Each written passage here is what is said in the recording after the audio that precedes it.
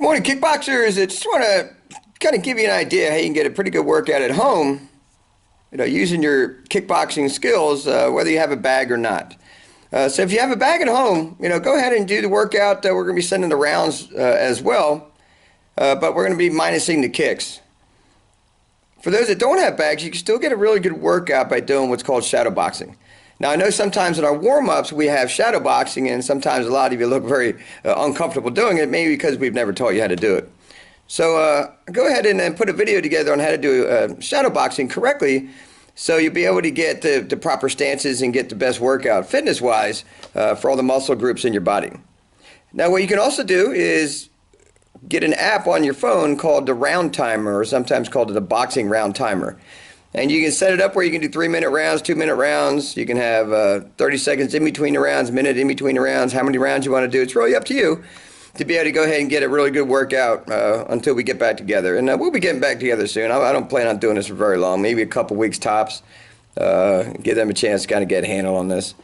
But the next video is going to be about shadowboxing and really focus on body position, really staying on the balls of your feet while you're working, which really engages the leg muscles much better. And of course, wearing your gloves, because your gloves are weights. And if you have weights in your hands while you're throwing punches, it really helps the overall body workout as well. So enjoy the video, and make sure you're doing this as often as you were coming, maybe even twice a day if you're kind of stuck home.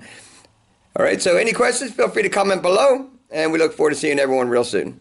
Hey, good morning, kickboxers. Hopefully you're staying safe and be able to get a little workout at home with those warm-ups we've been giving you. But we're going to start giving you some of the rounds that we're doing in class, minus the kicks.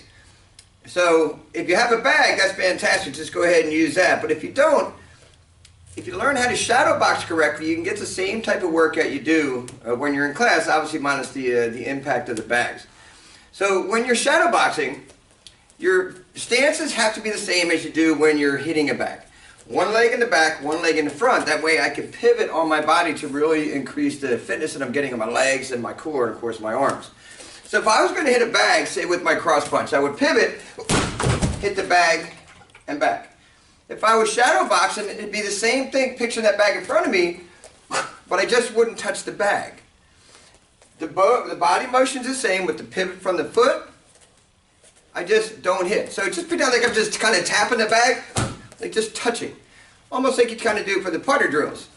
All right, so if I was going to do a jab cross on the bag, 1-2, or if I was going to shadow box, it'd be 1-2.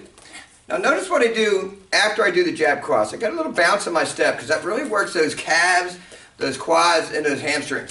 So from here, jab cross, a little bit of a bounce. If I don't have the bag, listen, I do the exact same thing. I just want to make sure I'm not fully extending the punch.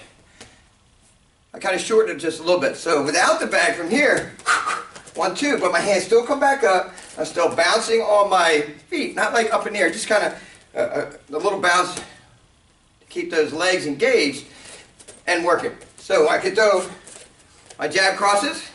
Keep in mind, notice how my body is moving as well. From here, jab cross. If I want to throw hooks, throw those hook punches, just don't overextend the punch. Just kind of throw it out, shorten it, and bring it right back. Same with the backhand. And notice the body is turning. If I want to do a jab cross hook hook, jab cross hook hook, and then I'm a little bit of bounce in the step. Notice I'm never getting out of my fighting stance. I'm not doing what's called squaring out, where my feet are on the same line. So there's one leg in the back. Of course, you can go ahead and throw in the bob and weave that we work on as well. So jab cross, bob and weave, or upcuts or hooks, but staying in that fighting stance at all times. Because when you have your gloves on, you got extra weights in your hands. So that's really working the upper body.